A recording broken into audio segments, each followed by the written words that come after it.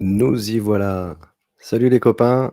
Alors écoutez, je prends la parole tout de suite juste pour vous dire que je ne suis pas journaliste, je suis juste un simple citoyen qui donne la parole à d'autres citoyens. Dans l'espoir, et c'est pour ça que ce soir je suis vraiment très heureux de recevoir Martine Donnette et son mari Claude Dio, ainsi qu'Alexandre Boisson qui va faire une courte apparition pour leur faire un petit coucou, parce qu'il est occupé ce soir. Donc c'est important, je ne suis pas journaliste, mais j'ai envie de donner la parole aux gens et j'ai envie de donner la parole à des gens qui ont fait des choses positives, parce que je trouve que notre pays a besoin de choses positives. Voilà, donc on accueille Martine et Claude et Alexandre qui est là aussi. Salut à tous les 3, très Bonsoir. heureux. Bonsoir. Bonsoir. Bonsoir. Vous nous Bonsoir, entendez Martine. bien? Bonsoir, Alice.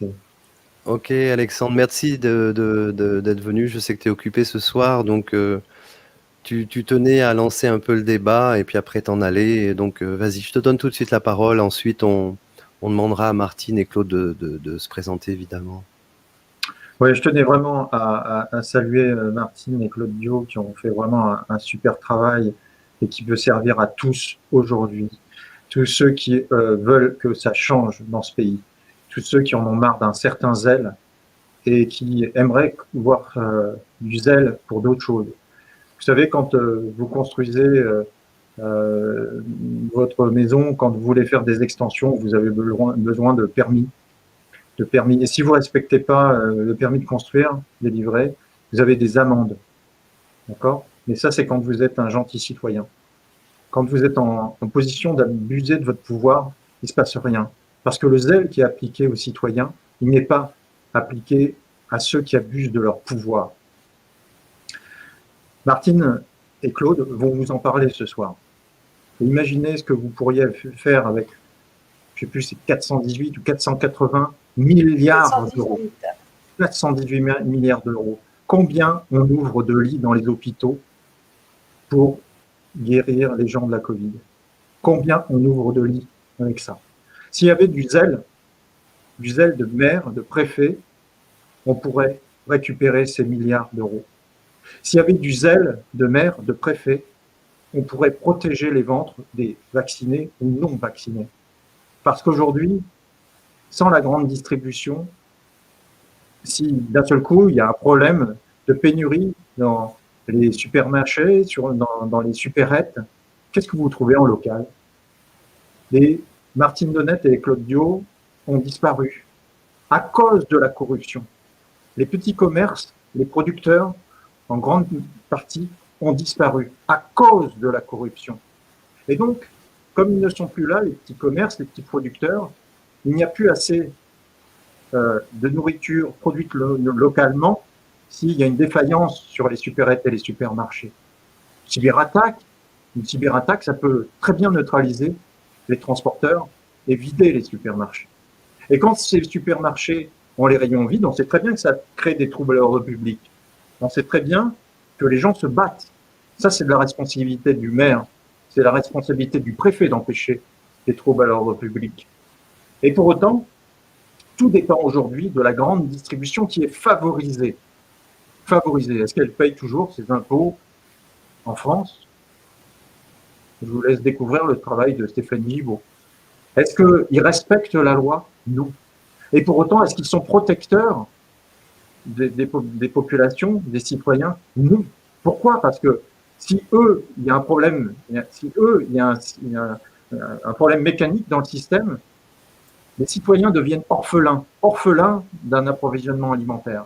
Et comme le zèle n'a pas été fait pour aller récupérer les milliards, le zèle pour faire de la résilience alimentaire locale, c'est quoi la résilience alimentaire locale? C'est-à-dire justement avoir de l'alimentation de secours, aider les petits producteurs locaux à s'installer, aider les permaculteurs, aider tous ceux qui pourraient faire de la nourriture en cas de problème sur la mondialisation. Comme ce zèle n'existe pas, en fin de compte, le citoyen est en danger. Alors quand moi j'entends aujourd'hui, alors qu'on est en pleine guerre psychologique contre les citoyens, on est en pleine guerre pour diviser les familles, on est en pleine guerre, il y a des techniques de guerre psychologique qui sont aujourd'hui à l'œuvre pour que des frères, des sœurs ne se parlent plus, des enfants et leurs parents ne se parlent plus parce qu'on est pro-pass ou anti-pass, on est pro-vaccin ou anti-vaccin.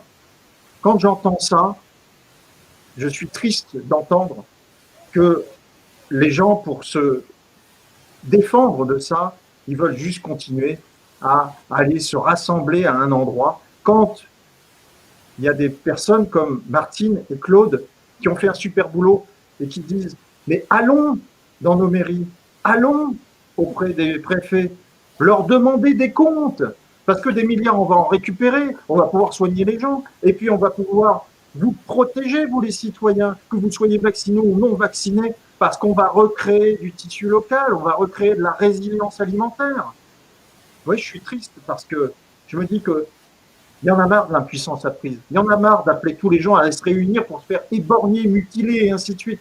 C'est pour ça que les brigades d'e-crime, qui sont des anciens gilets jaunes pour la plupart, ont voulu trouver une autre tactique de combat, une vraie tactique de combat, où tous les jours on va demander au maire, tous les jours on va demander au préfet, mais monsieur, on veut votre zèle, là, celui que vous faites sur le sanitaire, on le veut nous le zèle sur l'alimentaire, parce que regardez, le gouvernement lui-même a reconnu qu'il y avait un problème de résilience alimentaire sur nos territoires.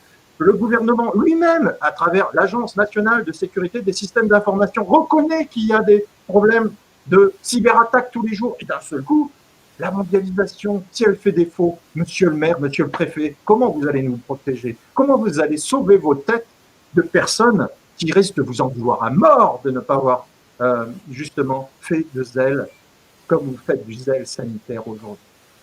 C'est ce que je voulais dire. Parce que s'il y a bien une tactique à adopter contre la guerre psychologique qui est montée contre la population, qui est une guerre psychologique contre les familles, s'il y a bien une tactique à adopter contre ça, c'est de faire respecter la loi, de demander à ce que ceux qui font du zèle respectent la loi, qu'on aille chercher, rien que pour la région PACA, c'est 418 milliards pour ouvrir des lits d'hôpitaux à ces soignants qui souffrent. C'est de demander ce zèle qui est appliqué pour le sanitaire, pour la résilience alimentaire, et qu'on arrête, excusez-moi d'être vulgaire, de faire chier le petit permaculteur qui veut mettre sa tiny house sur un terrain, quand le même responsable va faire des courbettes à la grande distribution et sa mondialisation. Alors si vous voulez que vos ennemis et ceux qui vous mettent en danger, qui vous mènent des guerres psychologiques avec des cabinets spécialisés internationaux pour que vous ayez à vous diviser entre frères et sœurs, entre père et mère. Si vous voulez vraiment une stratégie, allez tous les jours maintenant demander aux maires et aux préfets d'appliquer le même zèle qu'ils font aujourd'hui pour la résilience alimentaire, et vous allez vite comprendre que là, les mondialistes ne vont plus rigoler du tout. Je vous souhaite une bonne soirée. Merci Alexandre. À bientôt.